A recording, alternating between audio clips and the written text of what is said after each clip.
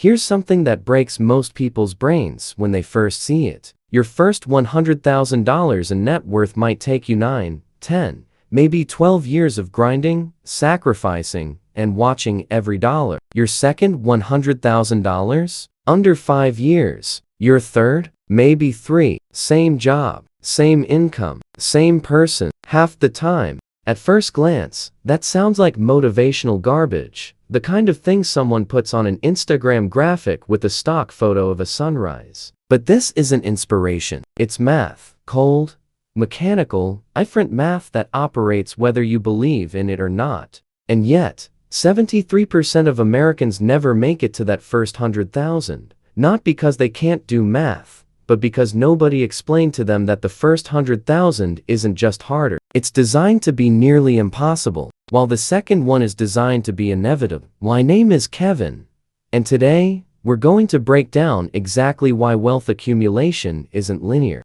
why the finish line keeps moving closer the longer you run, and why every bank, credit card company, and financial institution that profits from keeping you in the starting gate has a vested interest in making sure you never understand this. We're going to walk through the real numbers, the actual timeline, and the hidden compounding forces that nobody talks about because there's no product to sell you when you finally figure it out. Hit subscribe if you want the math that actually matters. Let's start with the person we'll call Jordan, 27 years old, makes $65,000 a year, takes home about $48,000 after taxes, saves 15% of gross income, which is $9,750 a year, or roughly $812 a month. Jordan invests this in a boring S&P 500 index fund that historically averages 10% annual returns. Not crypto, not stock picking, the most vanilla wealth building vehicle that exists.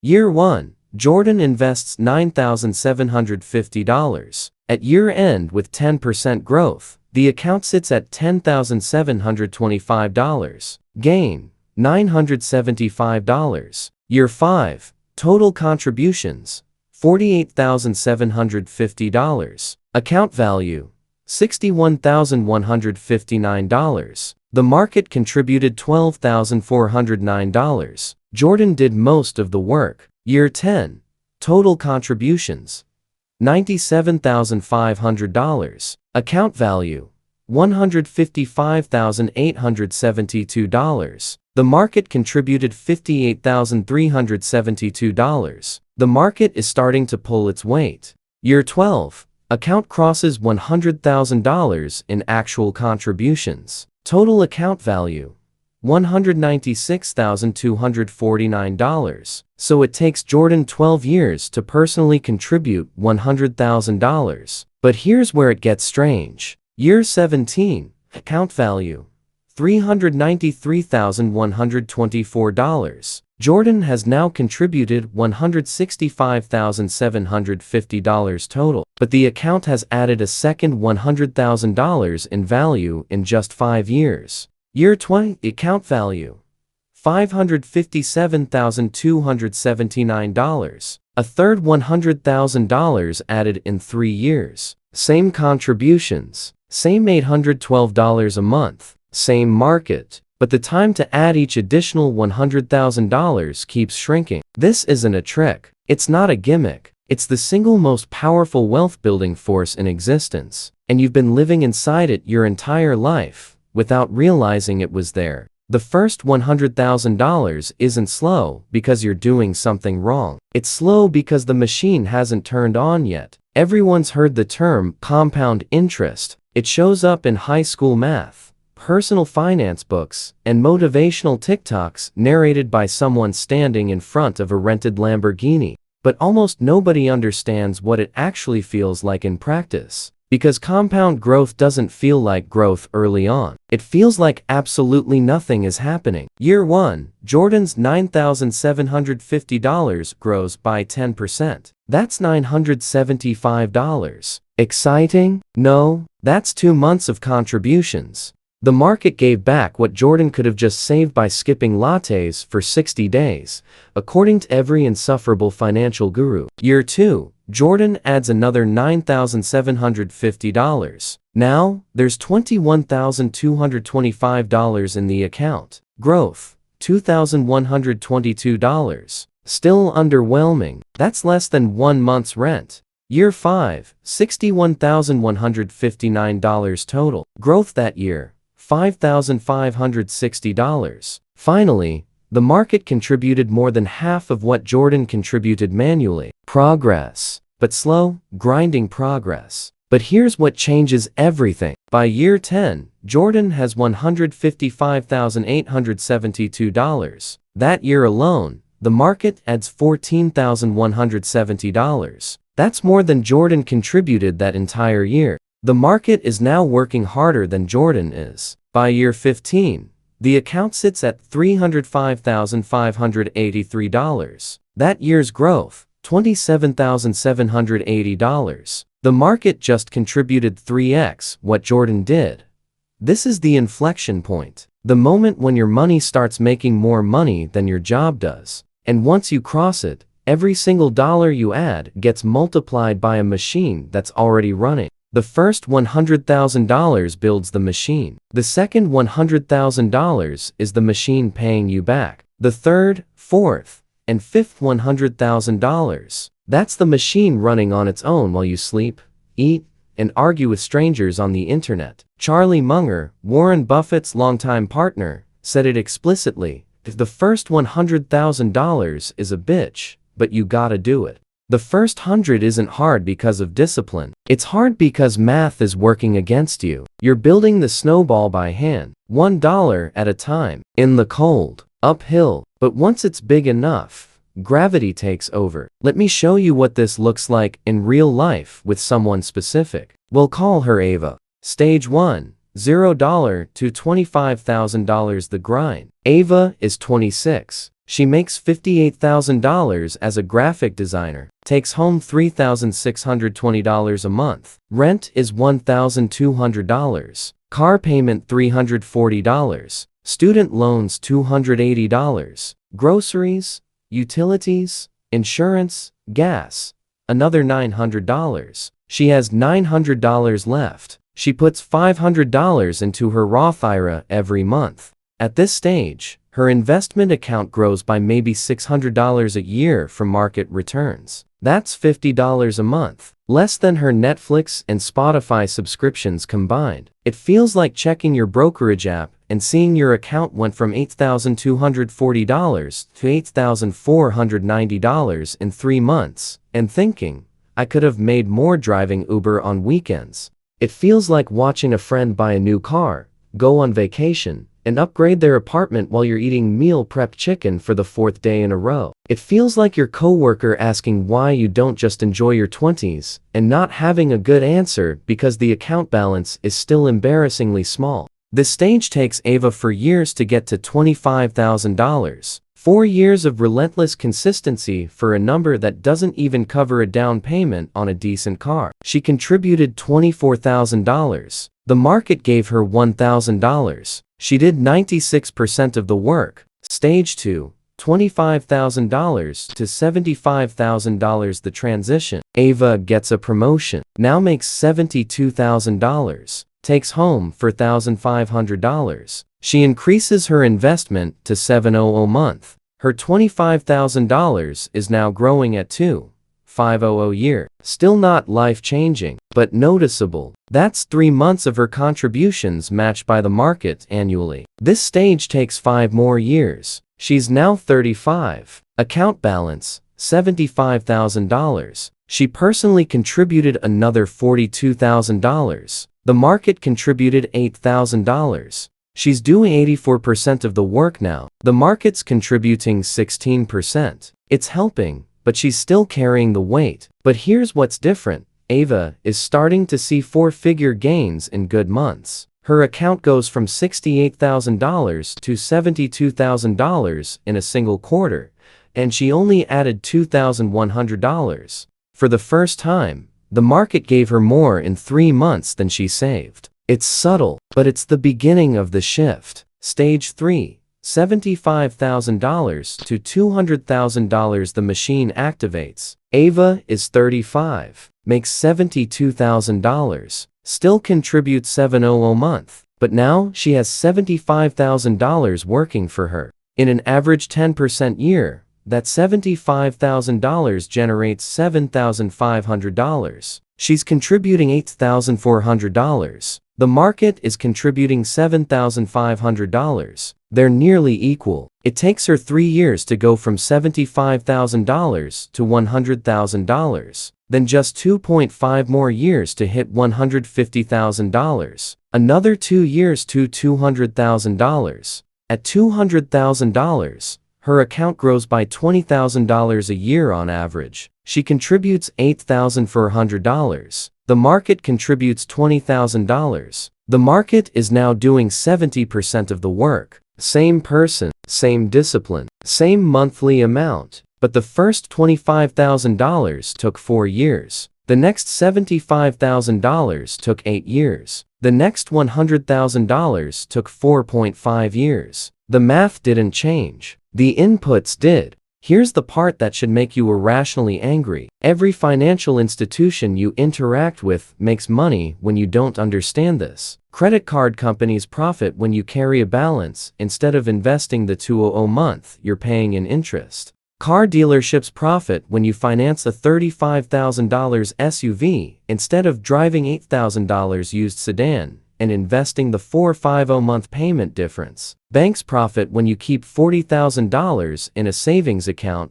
earning 0.5% instead of investing it at 10%. The financial industry has built a $1 trillion ecosystem around keeping you in the first $100,000 stage forever. Because that's where you're profitable. That's where you're paying interest, not earning it. That's where you're renting money instead of owning assets. There is no credit card ad that says, "Stop using this and invest the payment." There is no car commercial that says, "Buy used and build wealth." There is no savings account that sends you a quarterly reminder that you're losing to inflation. The system is not neutral. It has incentives, and those incentives are directly opposed to you reaching the inflection point where compounding takes over. Fidelity Research found that accounts that reached $100,000 had a 90% likelihood of reaching $200,000 within 7 years. But accounts under $10,000? Only 12% ever crossed $100,000. The first $100,000 is the filter. It's the test.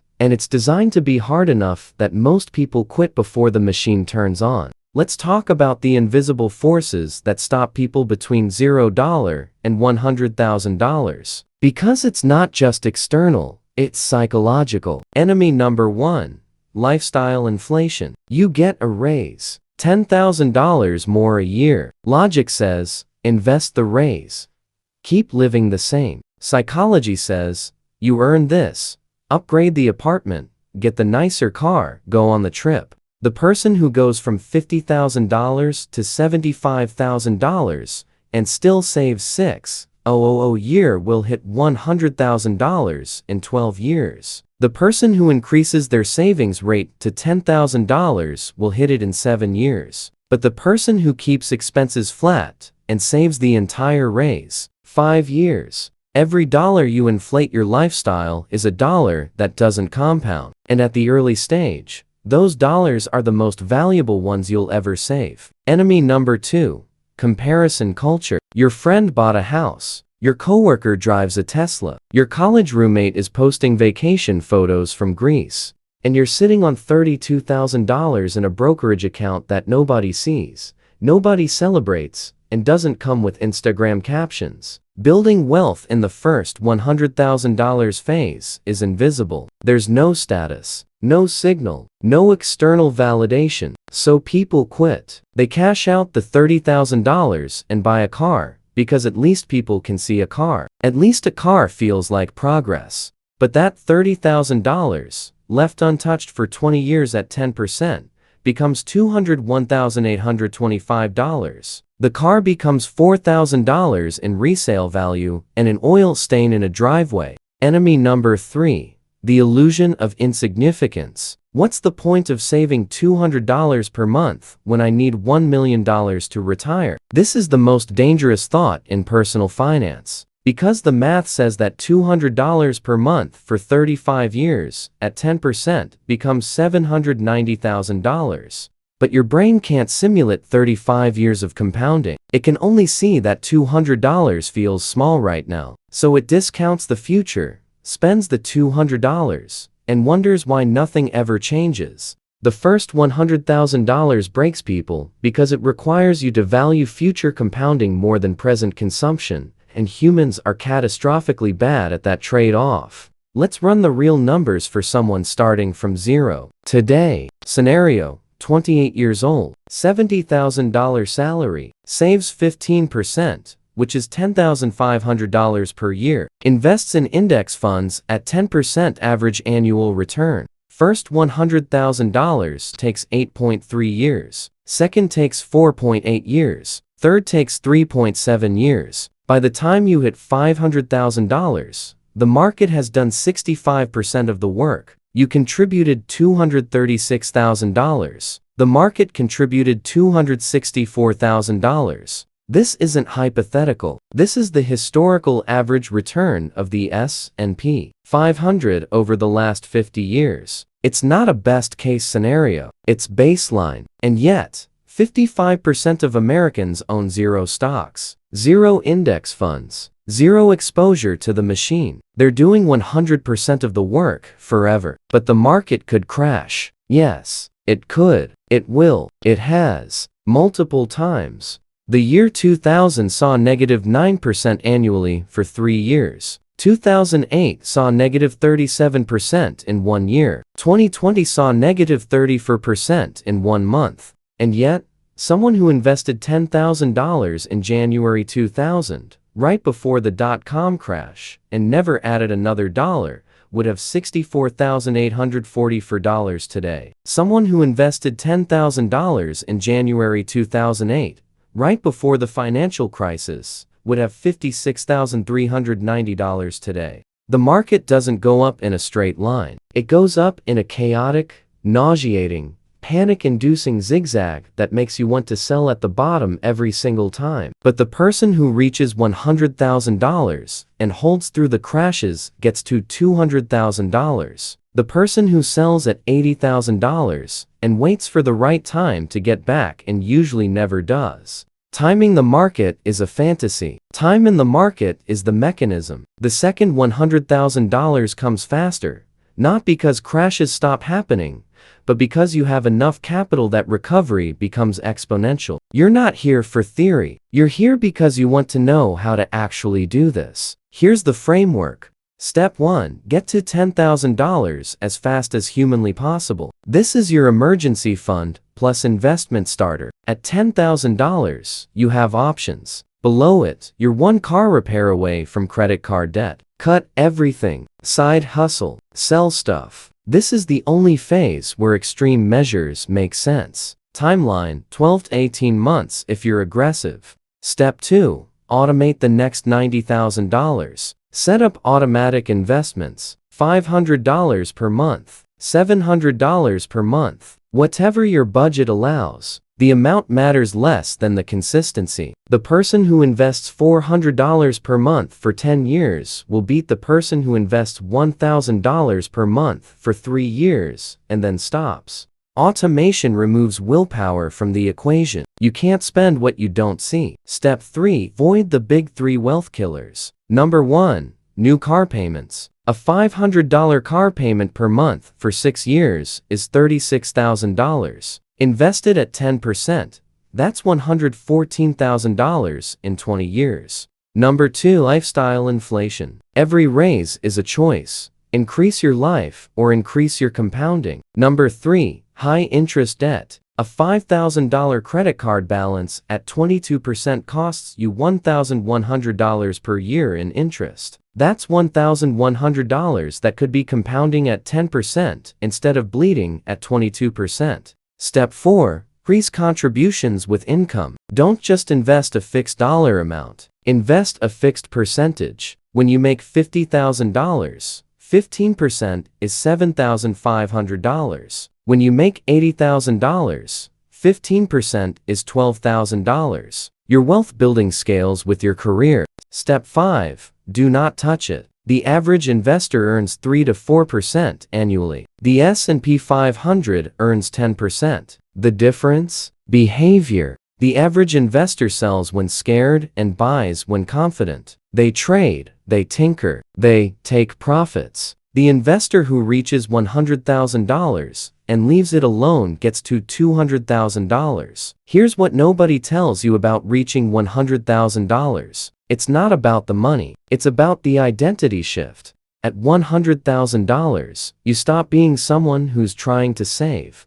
You become someone who has capital. And capital changes how you see opportunities. You can take a lower paying job you actually like because your investments are growing in the background. You can weather a job loss without panic because you have a buffer that's working for you. You can say no to things that don't serve you because you're not financially desperate. The second $100,000 comes faster because you're not the same person anymore. You've internalized delayed gratification. You've survived market downturns without selling. You've watched your money make money and realized the system actually works. And that psychological shift is worth more than the account balance. The first $100,000 will take longer than you want it to. There will be months where the market drops and your account shrinks even though you did everything right. There will be moments where you'll watch people younger than you buy things you can't afford because they financed everything and you're investing. There will be a voice in your head that says, "This is taking too long. It's not working."